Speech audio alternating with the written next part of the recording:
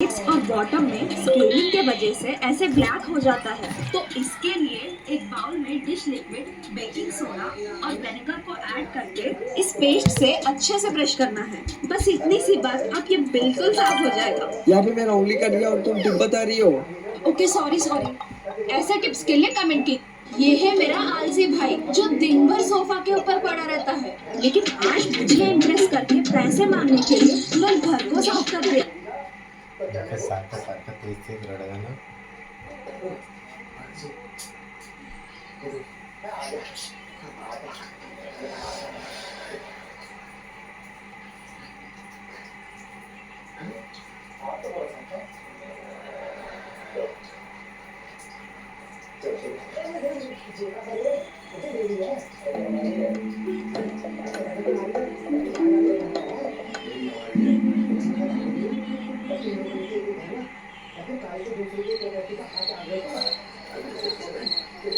शाम की हल्की ठंडी हवा का मजा लेने के लिए पलाश, मृत्युंजय और सुधा काका एक साथ बैठकर मछली पकड़ने की तैयारी कर रहे थे। लेकिन ठंडी हवा तो दूर, चारों तरफ जैसे अजीब सी घुटन और उमस भरी गर्मी छाई हुई थी। गर्मी से राहत पाने के लिए सुधा काका बार बार हाथ पैर हिलाकर खुद को हवा कर रहे थे। ये तीनों मछुआरे हैं, नदी में मछली पकड़ते हैं और फिर बाजार में बेचते हैं। जो कमाई होती है उसे आपस में बांट लेते हैं। उनके पास एक ही नाव है, इसलिए तीनों साथ ही मछली पकड़ते हैं। इस गर्मी में अब और बर्दाश्त नहीं हो रहा। इतनी हवा कर ली कि हाथ दुखने लगे। सुनो तुम लोग, कल बाजार लगेगा, इसलिए सुबह जल्दी निकल। अपना जाल कंधे पर रखे हिलता डुलता उनकी तरफ आया।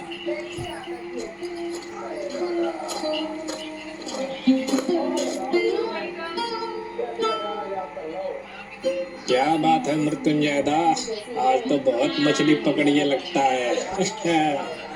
आज के बाजार में बढ़िया बिक्री होगी। नरेन की बात सुनकर मृत्युंजय का चेहरा उतर गया, जैसे वो उसकी बात से खुश नहीं था। अच्छा, और तूने क्या कम मछली पकड़ी है? तेरी मछली तो अकेले की है। तू सारा मुनाफा अकेले रखेगा और हमें 3 हिस्सों में बांटना पड़ता है। तो असली फायदा किसका हुआ बता? अरे मृत्युंजय दा, मजाक कर रहा था यार। बात का बतंगड़ मत बनाओ। छोड़ो, तुम लोग बाजार जा रहे हो ना, मैं भी वही जा रहा हूँ। लेकिन फटे का कुछ अता पता नहीं है। ढूंढते ढूंढते थक गया हूँ उसे। शायद अकेले ही मछली पकड़ने निकल गया है। क्या आज वो तेरे साथ नहीं आया? नहीं काका, मुझे लगता है तो वो पाक जला की ओर गया है मछली पकड़ने। क्या इस जगह को तो लोग मनहूस मानते हैं, ऊपर से वहाँ मगरमच्छ भी है। ये सब जानते हुए भी उधर गया है। और तुझे कैसे पता कि फटीक उसी तरफ गया है? कल रात फटीक और सत्य मुझसे छुपकर कुछ बातें कर रहे थे। कानों कान मैंने सुना। आज सुबह वो दोनों पाक जला की तरफ गए हैं। अब गए तो गए, मुझे क्या। तो काका, क्या आप लोग यहीं खड़े खड़े पूरा दिन बिताओगे? उधर तो बाजार शुरू होने ही वाला है और हम अब तक यहीं अटके हुए हैं। हमें जल्दी वहां पहुंचना पड़ेगा। हाँ सुधा काका, जल्दी चलते हैं, देर करना सही नहीं होगा। चारों बाजार की ओर अपने अपने मछली लेकर निकल पड़ते हैं।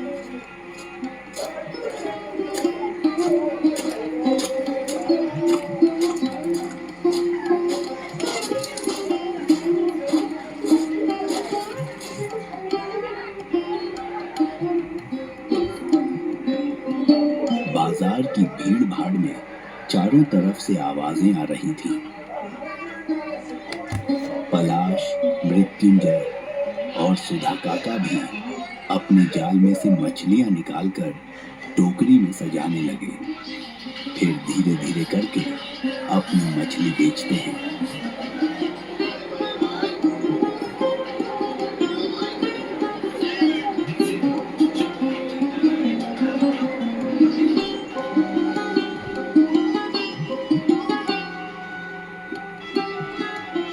बाजार के खत्म होते ही पलाश और सुधा बुजुर्ग बैठे हैं बांस की मचान पर। गांव के कुछ नौजवान और बूढ़े मिलकर रोज शाम को यहाँ बैठकर बातें करते हैं, लेकिन आज कोई नहीं आया। ऐसा लग रहा है जैसे सब भूल ही गए हों कि आज शाम की गपशप होनी थी। सुधा काका तंबाकू पीते हुए चुपचाप बैठे हैं। पेशे से वो मछुआरे हैं, लेकिन उन्हें एक और विद्या भी आती है, वो है ओझा विद्या। लेकिन उन्होंने कभी इस विद्या के बदले किसी से एक पैसा तक नहीं लिया। कोई पैसा देना चाहता तो वो हंसते हुए कहते, दूर बगला, मैं ओझा विद्या के पैसे लेकर अपमानित नहीं कर सकता।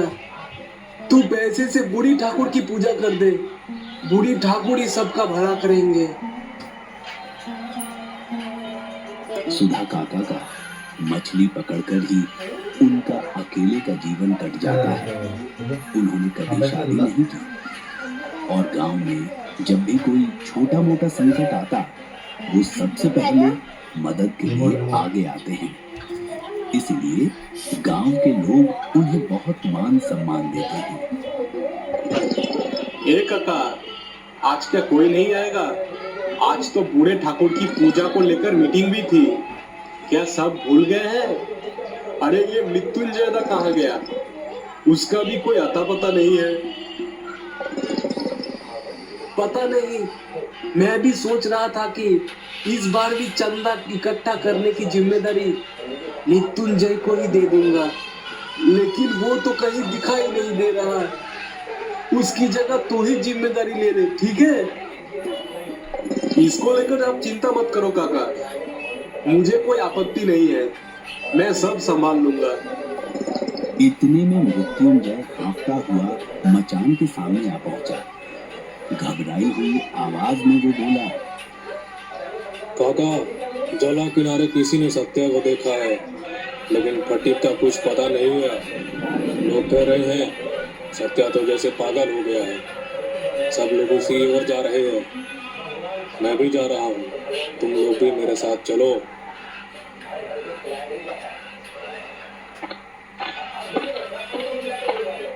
तीनों जल्दी जल्दी उस जलाशय की ओर चल पड़े।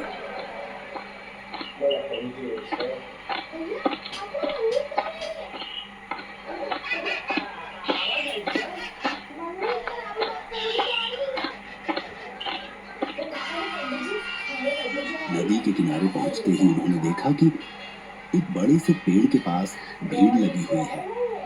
भीड़ के बीच से जैसे तैसे आगे जाकर देखा तो सत्य पेड़ के नीचे बैठा था। पूरी तरह पागलों की तरह बर्ताव कर रहा था। अपने दोनों हाथ सिर पर मारता जा रहा था और एक ही बात बार बार बड़बड़ा रहा था, तेरे फटीक को खींच ले गया, फटीक को खींच ले गया। कितना ज्यादा खून था, फटीक को खींच ले गया। भीड़ में लोग तरह तरह की बातें कर रहे थे। पलाश कुछ बोल नहीं जा रहा था कि सुधा काका ने उसके कंधे पर हाथ रखकर धीरे से कहा, रहने दे, अब कुछ मत पूछ। लगता है इसने कुछ बहुत भयानक देख लिया है। इसे तंग करने का कोई फायदा नहीं। तू नरेन को ही संभाल। नरेन की आंखों में आंसू थे। अंदर से वो टूट चुका था इस अचानक हुए हादसे से। होना भी लाजिमी था, क्योंकि फटीक उसका पुराना साथी था, मछली पकड़ने का सालों पुराना जोड़ीदार। पल भर में सब कुछ बदल गया था।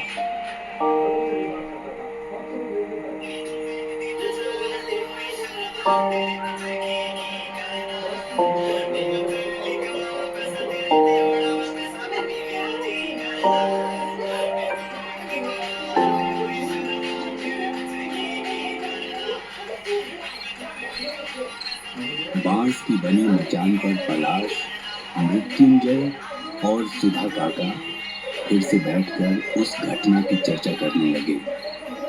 असल में वो समझ ही नहीं पाए थे कि ऐसा भी कुछ हो सकता है।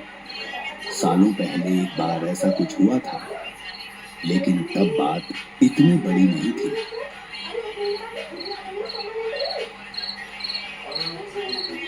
समझे काका, मुझे लग रहा है कि सत्यता झूठ बोल रहे हैं। मुझे कुछ गड़बड़ लग रही है। बिल्कुल तू ठीक कह रहा है। मुझे भी कुछ तो शक हो रहा था। नाव पर एक मगरमच्छ चढ़ा और फट्टी को खींच कर ले गया, लेकिन सत्या को छोड़ दिया। ये बात थोड़ी अजीब लगती है। अरे ओ मूर्खों की टोली, ऐसा भी तो हो सकता है कि फोटिक जाल डालकर मछली पकड़ रहा होगा और तभी मगरमच्छ आकर जाल को खींचने लगा होगा, जिससे फोटिक पानी में गिर पड़ा। इसके बाद जो हुआ वही बाकी कहानी है। जो भी हो काका, फटीक का एक बार खोजबीन जरूर करना चाहिए। क्या पता डर के मारे वो कहीं पास के सूखे टापू पर चढ़ के छुपा हो। कम से कम ढूंढने की कोशिश तो करनी ही चाहिए, है ना? अरे पागल हो गया क्या? तूने नहीं सुना सत्य क्या बर्बर कर रहा था? उसने खून देखा है। इसका मतलब है कि मगरमच्छ उसे पानी के अंदर खींच कर ले गया। अब इससे ज्यादा कुछ कहने को बचता है क्या? मृत्युंजय अब चुप हो गया। सुधा काका की बातों से जैसे वो भीतर ही भीतर कुछ सोचने लगा। ये देखकर पलाश ने उससे कहा, क्या हुआ मृत्युंजय दा? आप इतना चुपचाप क्यों हो गए? कुछ सोच रहे हो क्या? मुझे ही तो सोचना पड़ेगा। तुम लोगों को क्या चिंता है? सुधा काका उसकी बात सुनकर थोड़ा हैरान रह गए। क्या रे, क्या हुआ तुझे अब? आप ऐसे बोल रहे हो जैसे कुछ जानते ही नहीं हो। तुम लोगों का कोई परिवार नहीं है, लेकिन मेरा है। और जैसे ही थोड़ा मौका मिलता है, मेरी बीवी ताने देने लगती है। इस हिस्से की कमाई से मेरा घर नहीं चलता। समझ गया, लेकिन ऐसा अचानक क्यों सूझा तुझे? इतने दिन से तो हम सब मिलकर बराबर में मछली पकड़ते आ रहे हैं, तब तो तूने कुछ नहीं कहा। अब अचानक ऐसा क्या हुआ?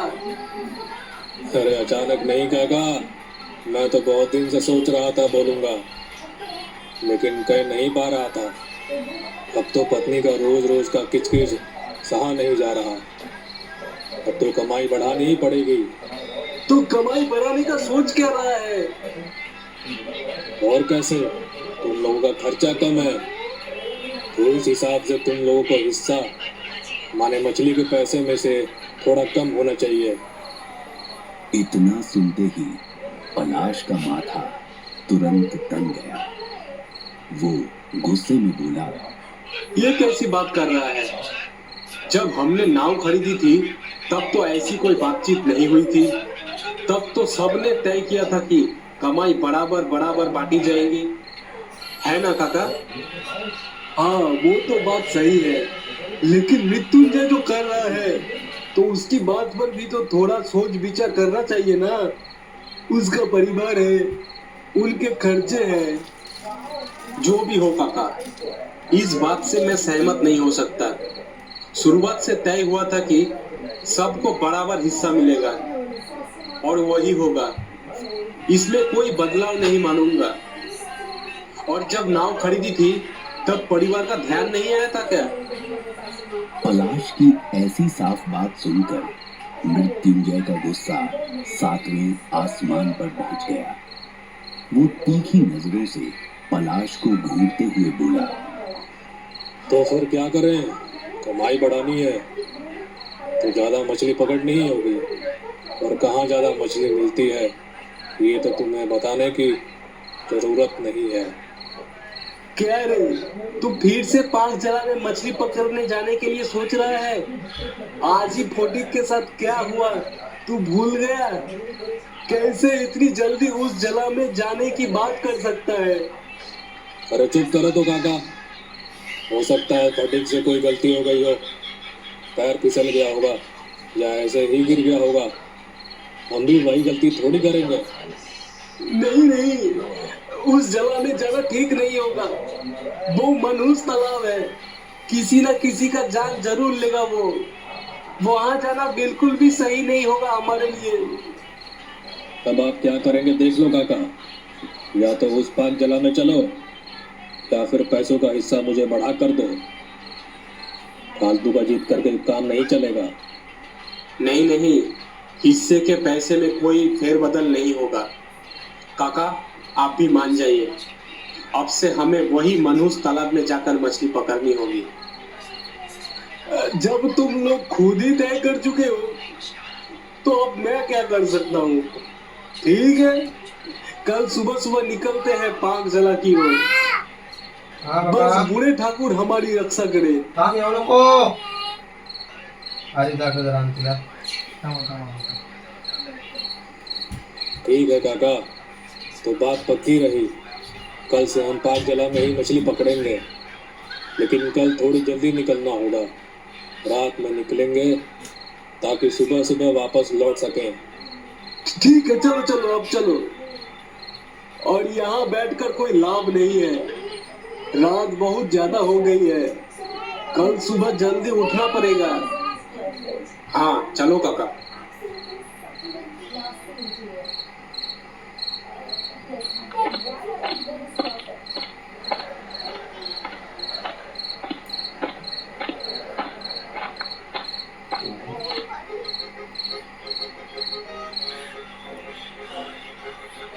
रात में सोने से पहले सुधा काका एक बार फिर उस मनहूस तालाब के बारे में सोचते हुए कब नींद में डूब गए, उन्हें खुद भी पता नहीं चला।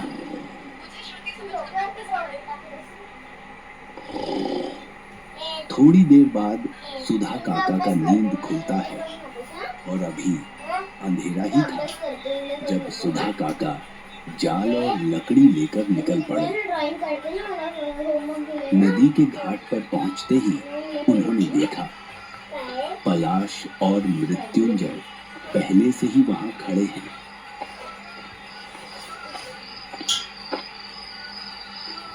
अरे रे, तुम लोग तो पहले ही आके खड़े हो गए। मुझे आने में थोड़ा टाइम लग गया रे। खैर चलो, जल्दी लौट पाएंगे तो ही जान में जान आएगी। फिर नाव में बैठते ही सुधा काका बूढ़े ठाकुर को मन में प्रणाम करते हैं। नवीन वाला चार्जिंग वाला हे बूढ़े ठाकुर, हमारी रक्षा करना, हमारी रक्षा करना। पलाश ने नाव की पतवार खींचनी शुरू कर दी। चारों ओर ठंडी हवा चल रही थी। नाव में मृत्युंजय चुपचाप बैठा कुछ सोचता रहा। पलाश पतवार खींचते खींचते थकने लगा। उसने झुंझलाकर कहा, क्या रे मृत्युंजय दा, ऐसे ही चुपचाप बैठे रहोगे तो कैसे काम चलेगा। अकेले खींचते खींचते मेरी सांस फूल रही है, तुम भी हाथ लगाओ यार। हाँ हाँ, आ ही तो गए, बस थोड़ा सा बचा है, तो बाकी का खींच लो, लौटते वक्त मैं संभाल लूंगा।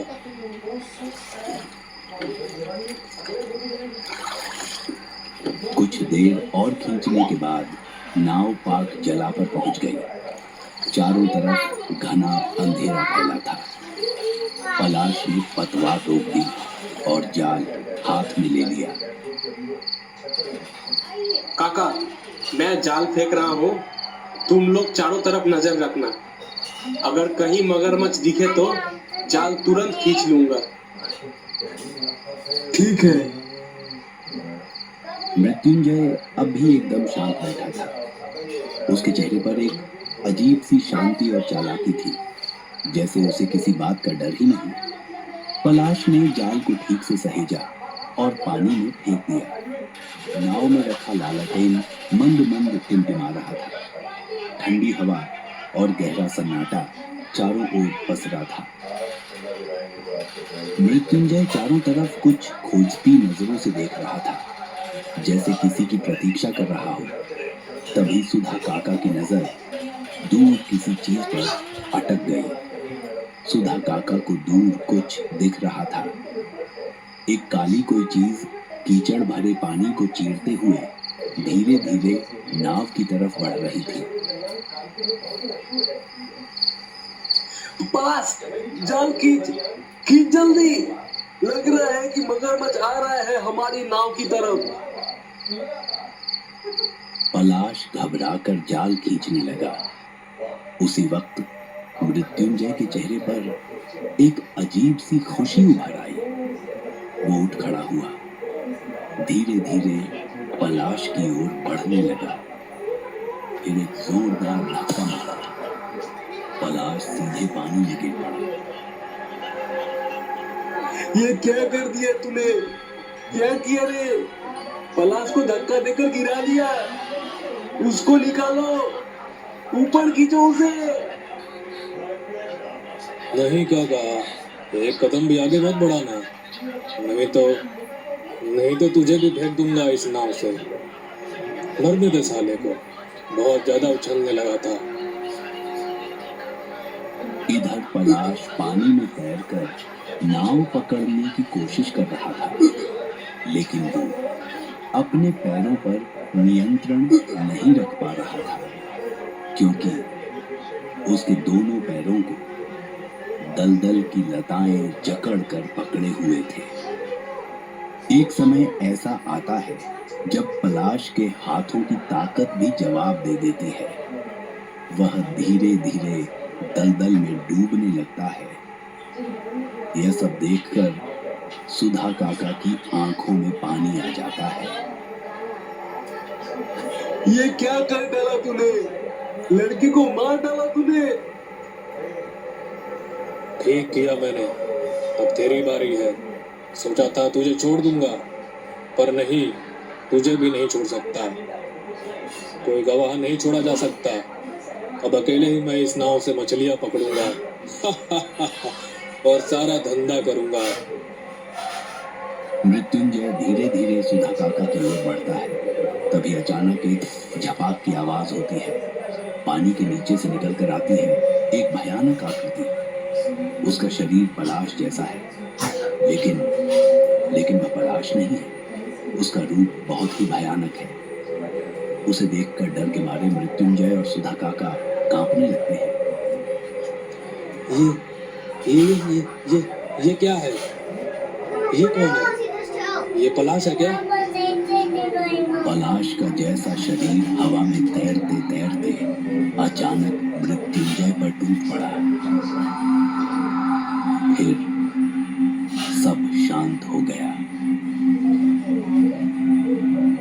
कुछ पलों बाद फिर से पानी के भीतर से उभर कर आया वो शरीर, लेकिन उसे सिर्फ शरीर कहना गलत होगा। वो धीरे धीरे नाव पर चढ़ने लगा। उसका चेहरा धीरे धीरे धुंध में बदल गया। फिर उसके मुंह से एक सफेद धुआं निकलने लगा। वो धुआं धीरे धीरे एक आकृति का रूप लेने लगा। यह सब देखकर सुधा काका की आंखें फटी की फटी रह गईं। ये तो फटीक है। हाँ, मैं। तेरा ये हाल कैसे हुआ? वो सत्या, उसने मुझे पहला फुसलाकर इस पाक जला में लाया था। फिर जैसे आज मृत्युंजय ने पलाश को धक्का दिया, वैसे ही उसने मुझे भी धक्का देकर पानी में गिरा दिया था। उसका असली मकसद था मुझे मारकर नरेन की नाव पर कब्जा करना। जब तक मैं जिंदा था वो ऐसा नहीं कर सकता था, इसलिए उसने मुझे धोखे से यहाँ मरवा दिया। मैंने बहुत कोशिश की, बहुत तड़पा, लेकिन बच नहीं सका। बहुत पीड़ा में मरा हूँ मैं, मगर उस धोखेबाज को मैंने छोड़ा नहीं। उसे भी आज इस जला में गाड़ दिया मैंने। गाड़ दिया मैंने उस दरिंदे को। पलाश अभी भी जिंदा है, कुछ देर में होश में आ जाएगा। उसे लेकर घर चले जाना। और दोबारा कभी मत आना इस खतरनाक दलदली इलाके में।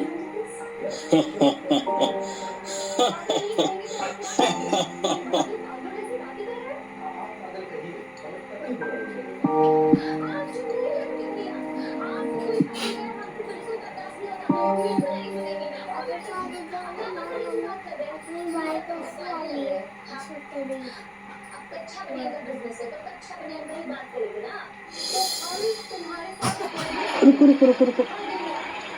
बेटा लड्डू, स्कूल का टाइम हो गया, जल्दी करो। हाँ लीला मास्टर जी। जी नमस्ते भाभी जी। एक 2 मिनट रुकिए। हाँ लड्डू जल्दी आओ, लड्डू मास्टर जी आ गए हैं, तुम लोग इंतजार कर रहे रिक्शे पर। लड्डू मैंने कहा भाभी जी क्या बात है, आज आपकी जुल्फ पे जो हम पढ़ते थे वो हम। बस कीजिए बलबुद्धि जी, अभी आप देख ना ही रहे हैं तो हम बहुत जल्दी में हैं। शांत रहिए 2 मिनट। संस्कार नाम का चीज है क्या? देख मास्टर जी कब से खड़े हैं। ये लो तुम्हारा खाना और तुम बस्ते में सब रख लिए। हाँ हाँ आप मन लगा कर पढ़ाई करना। हाँ और बिल्कुल मस्ती ना ही करना। अब हाय हाय सॉरी मैम। अब हाय हाय लड्डू। मैंने कहा भाभी जी इतनी प्यार से विदाई मिलेगी, हम स्कूल में एडमिशन ले लें क्या? क्या बोले? और आपकी छोटी हड्डी निकल गई है, भाभी जी के साथ 1-2 हुआ। क्या बोल रहे हैं, हमने कुछ ना ही समझ आ रहा। अभी आपने सुना नहीं, कानपुर के बाहर एक बड़ा जबरदस्त मेला लगा हुआ। आपको पता है हमको ना मेले में घूमने का बहुत बहुत बहुत शौक है। भाभी जी मुझे पता है, जैसे मुझे सुना ना मेले के बारे में, आप मेरी आंखों के सामने नाच गई। मतलब आपकी तस्वीर मेरे आंखों के सामने आ गई। कितना अच्छा लगता है बलबुद्धि जी, और जब हाथों में हाथ डालकर मेले में एक हाथ में बर्फ का गोले की चुस्कियां लेकर और पूरे मेले में बस घूमना। अच्छा ये श्योर आपने हाथ डालकर ये आप बोल रही है मैं कोई सपना देख रहा हूँ? हाँ ये तो सपना है हमरा। पता है वो जो गोल गोल घूमता है ना झूला, मैं ही बोल रहा हूँ। कोई पकड़ा है वो जो झूला होता है वो में बैठ कर, और फिर जब वो झूला जाता है ऊपर और फिर डर से ऐसे चीख निकल जाता है और फिर जोर से गले लग जाओ। हाय दिया। ओह माय गॉड भाभी जी, बस भाभी जी मेरे आंसू निकल आएंगे भाभी जी। अच्छा बताइए क्या क्या देखा आपने सपने में? हाँ बताते हैं। उसके बाद ना हम झूला झूल लिए, उसके बाद हम ऐसे मेले में घूम रहे हैं, बहुत सारा सामान रखा हुआ है, रंग बिरंगी चीजें हैं, और फिर अचानक से एक ऑटो वाला दिखता है कोने पर खड़ा हुआ। उसके पास जाते हैं और उसके पास बस एक ही भुट्टा है। हाँ और फिर वो भुट्टा खरीदते हैं। उसके बाद एक तरफ से हम खा रहे हैं और दूसरी तरफ से लड्डू के भैया। लड्डू के भैया कहाँ से आ गए मेले में? अब भुट्टा क्यों खाएंगे मेले में? वो ही जाएंगे मेले में और भुट्टा भी वही खाएंगे। आपको क्या लगता है कि हम ये सपना किसी और के साथ देखेंगे? तब आप बड़ी वाली हड्डी आई गई। क्या बोले? यार लड्डू के भैया के साथ तो यहाँ घूमती रहती। कभी इस दीवाने को तो मौका दीजिए मेले में घुमाने का। हाँ? इस पड़ोसी को मौका दीजिए मेले में घुमाने का, लेके जाऊंगा आपको मेले में। नहीं मेले में तो हम लड्डू के भैया के साथ ही जाएंगे। और वैसे आप हमको इतना हॉर्स काय कर रहे हैं मेले में ले जाने के लिए? अभी जो स्पोर्ट्स सही पता है, हम तो लड्डू के भैया के साथ ही जाएंगे।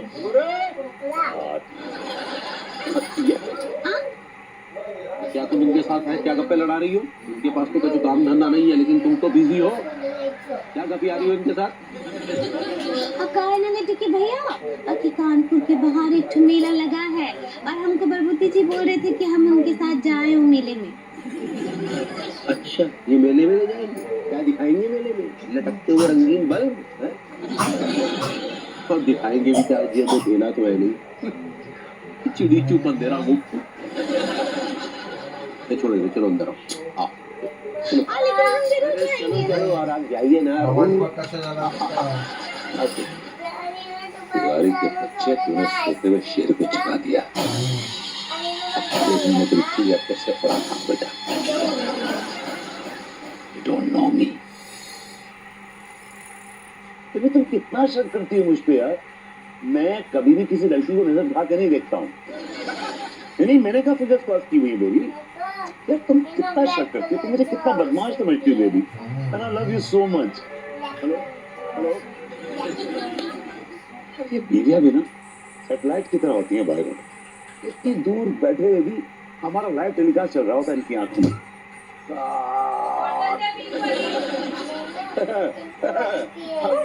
विभूति मेरे दोस्त मेरे भाई कैसा है तू? तू कहाँ मर गया था, मतलब कहाँ गायब हो गया था? नहीं यार मैं हांगकांग में आता घूमने के लिए, तू तो जानता है मेरे पास बहुत पैसा है। हांगकांग का भी जा सकते, बस ऐसा है कि फुर्सत नहीं हमारे पास, बिजी। अबे हो तू झूठ बोल रहा है बे साले, तेरी हरिद्वार जाने की तो औकात नहीं है, हांगकांग क्या तू भाग जाएगा? अरे छोड़ना, बता कैसा रहता है ट्रिप? कुछ स्पेशल? बहुत ही स्पेशल। मेरे कुछ लाया क्या? चल बे तेरे लिए कुछ भी नहीं लाया, लेकिन वो मैं अपने लिए कुछ चीज लाया। ये देख बेटा,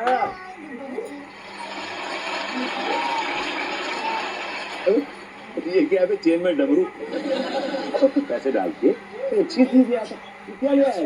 अबे विभूति है, ये अच्छी चीज नहीं है, ये कमाल की चीज है। और हाँ, ये चेन या रॉकेट नहीं है, ये हिप्नोटिज्म का यंत्र है। इससे बड़े बड़े खुर्राट हिप्नोटाइज हो जाते हैं। हाँ, और मैं इसे अपनी बीवी के लिए लाया हूँ। क्या बक रहा है? सही बक रहा हूँ मैं। इससे तू किसी को भी अपने वश में करके ला सकता है। मैंने एक चुनी बंदे को हिप्नोटाइज करके इससे मोहम्मद रफी साहब के गाने भी सुन लिए। वो कल आ रही है, मैंने उसको हांगकांग में हिप्नोटाइज करके छोड़ आया हूँ। यार एक दिन तो घर में आराम से चैन से रह सकता हूँ कि नहीं? वो जैसे ही आ जाएगी फिर उसे हिप्नोटाइज करके गाय बना दूंगा, गाय। ये तो दे दे मेरे को सिर्फ एक दिन के लिए, फिर बीवी आ जाएगी वापस ले लूंगी। चल ठीक है यार, एक दिन के लिए रख ले, लेकिन एक बात सुन ना, तू उसे क्या करेगा? भाभी जी तो घर पे रहे नहीं। हाँ, एक पुराना हिसाब किताब चुकता करना है।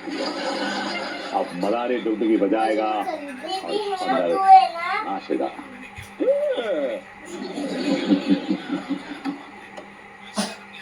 आज की कंपनी के न्यूज ये है, कानपुर शहर के अंदर कुंवर दिल्ली के अंदर टक्कर, लाठी फाटा जंग हुआ। लाठी फाटा जंग के दौरान 10 किले घायल हुए, 10 चूहे घायल हुए। सरकार ने 5-5 लाख का मुआवजा देने की घोषणा की है।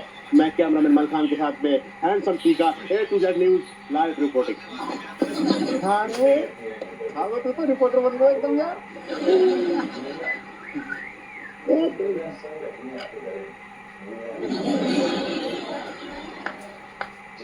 जबरदस्त मेरी जान, चमक रहा बिल्कुल तुम दोनों तो। Thank you darling. अच्छा ये बताओ, तुम दोनों ने इतने अच्छे कपड़े कहाँ से चुराए? चोटो